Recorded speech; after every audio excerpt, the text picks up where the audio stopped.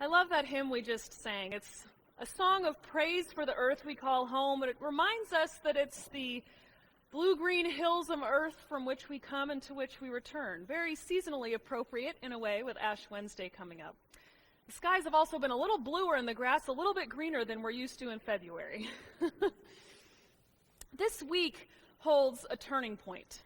The celebration and abundance of Mardi Gras this Tuesday turns with Ash Wednesday to the contemplative season of Lent, in which we are called to take our faith seriously. This week also holds a tension, lightheartedness and humor on the one hand, and strong faith and conviction on the other. With Mardi Gras and its king cakes, pancakes, colorful beads, parades, and jazz music, we joyfully celebrate our humanity and the abundance of life. All this before turning inward for a season of reflection, taking our humanity to task, reflecting on our limitations, and committing ourselves to a renewed spiritual practice. Just as we begin our worship services most Sundays with an often humorous magic box story before turning to the contemplative, Mardi Gras precedes Lent as a reminder not to take ourselves too seriously. How can I, when I begin worship by wearing a clown nose or a weird hat or having a ping pong ball shot at me at my face or feeding a fellow minister cereal from a long-handled spoon? All of these have happened. It's an important reminder for me, and I hope for us all, that not all of life is serious. The tension between strong conviction and lightheartedness is present in our society at large as well, as I'm sure many of us have experienced. I see it most clearly in our interactions around political and religious matters. Perhaps you found yourself in a conversation with a neighbor, friend, or family member who seems to have no cares in the world, while you are deeply feeling the weight of what's going on around you. Or perhaps you found yourself in a conversation with a neighbor, friend, or family member who cannot lighten up enough to see that by clinging to their sense of right and wrong, they are unable to really hear or be in real relationship with others. Or maybe we've been that neighbor, friend, or family member. This tendency spans political and religious divides. It can seem appealing to run away from the serious stuff or to tune it out. On the other hand, I know that I sometimes have to stop myself from venturing into that place where I'm right, where I say, I don't know how someone could believe X. This place is hard and trampled, and nothing grows, as we heard in the poem. But when I'm able to take myself and my opinions a little less seriously, to hold them a little bit more lightly, I can open myself to learning from others, to hearing what's behind their sense of right and wrong, and I grow in wisdom because of it. The parable on which our magic box story was based comes from the desert fathers and mothers, who were Christians who lived in the deserts of Syria in the 4th and 5th centuries. It offers an important, timeless message about being able to laugh at ourselves, and a warning about making idols of ourselves or our opinions. In order for the man to enter the city and to learn wisdom, he had to first learn humility.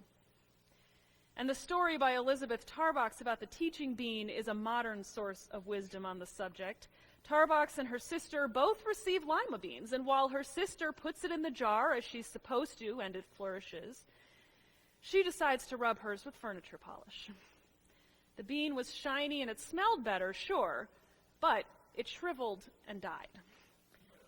How often have I covered things with furniture polish to make them shiny and to make them smell better? She asks herself.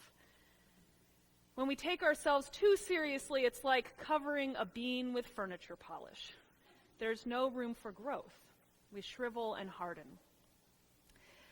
While reading for this sermon, I came across an article on this topic which offered a list of qualities of people who take themselves too seriously. They can't look bad in front of others and are always concerned about their image. When someone thinks or speaks badly of them, they respond in anger. They're disgruntled. They always have to get the last word, and they must always respond to what others say about them. They are on a quest to prove themselves. They can't take it when someone makes a lighthearted joke about them. They are always right, and most certainly they will never be found making fun of themselves. Does this sound like anyone you know? I wonder if the man in the parable had some of these qualities. Now, on some level, this list may feel intimately familiar. As humans, each of us have these tendencies. Even as I prepared for this sermon, I had to stop myself and say, Beth, you are taking yourself way too seriously. It afflicts us all, even when we are trying to avoid it. Sometimes behind the furniture polish of those who take themselves too seriously, I believe there's actually a weak sense of self, which leads us to the need for others to take us seriously. I can't help but think that when politicians and religious leaders keep repeating, believe me, there's probably a good reason for us not to. Those who truly understand and believe in themselves and recognize their shared humanity don't need to always be right or perfect. Some of this comes with age and maturity, but it's also something that we have to cultivate. There is a reason that the Bible is filled with orders from God not to make idols. I don't think it's because God is jealous or attention-grabbing. It's because when we invest too much in the rightness of one way, one opinion, or one being, when we make an idol of it, we lose track of that to which God keeps calling humans, and that's humility. Even in Unitarian Universalism, a religion that rejects creeds, we sometimes drift into idolatry, thinking that our creedlessness is the way, or that our progressive way of being in the world is the right way. When we take ourselves too seriously, we risk going too far and separating or disconnecting ourselves. So I think we must find a third way. Between not holding any convictions at all and holding onto them too tightly. And that third way is humility. Our faith calls us not only to freedom from creeds, but also freedom from idolatry, expressed as theological humility. We pray every week to a mystery beyond all our naming, because we don't know everything about the holy, or about this vast universe, or about each other.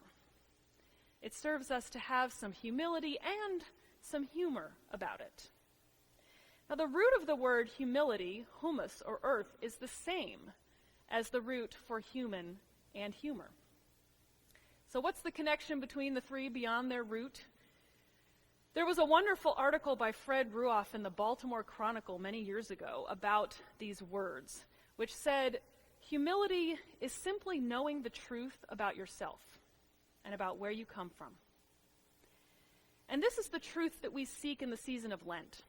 It's not about denying our gifts or abilities, but about being truthful. Ruoff goes on to say, to be human is to know humor.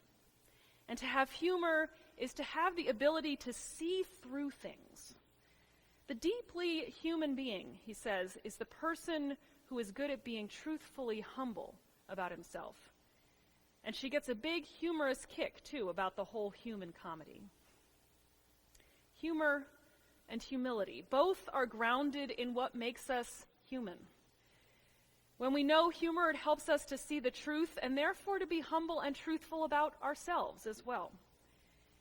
And when we get to this truth, sometimes we simply can't help but laugh at ourselves. The man in the parable had to pay people to laugh at him so that eventually he might be able to laugh at himself.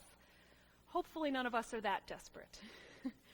But I do know people who do things like try out improv or stand-up comedy in order to challenge themselves, to tap into their humanity and their humility, as well as their humor.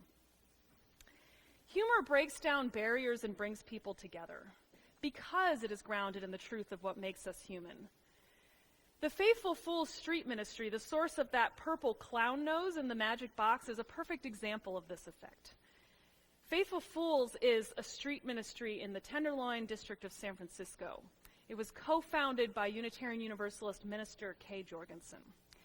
Prior to and throughout her ministry, Reverend Jorgensen has also had a clown persona, which she uses for creative public witness to bring attention to issues of poverty, homelessness, and addiction that affect the residents of the neighborhood. Now, in medieval times, the fool was the truth teller in the king's court, the person on the margins of society who helped to break down and cross boundaries. And the mission of faithful fools is to be a ministry of presence that acknowledges each human's incredible worth. They talk of discovering on the streets our common humanity, in part through humor. Imagine the scene, a clown leading a procession of homeless people down the street to City Hall to protest a ban on shopping carts in the city streets.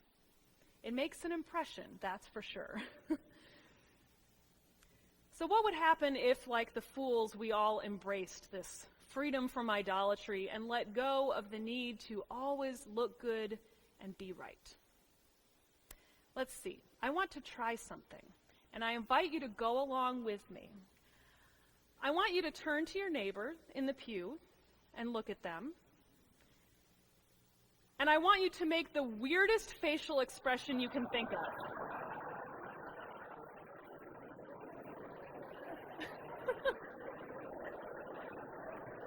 Okay.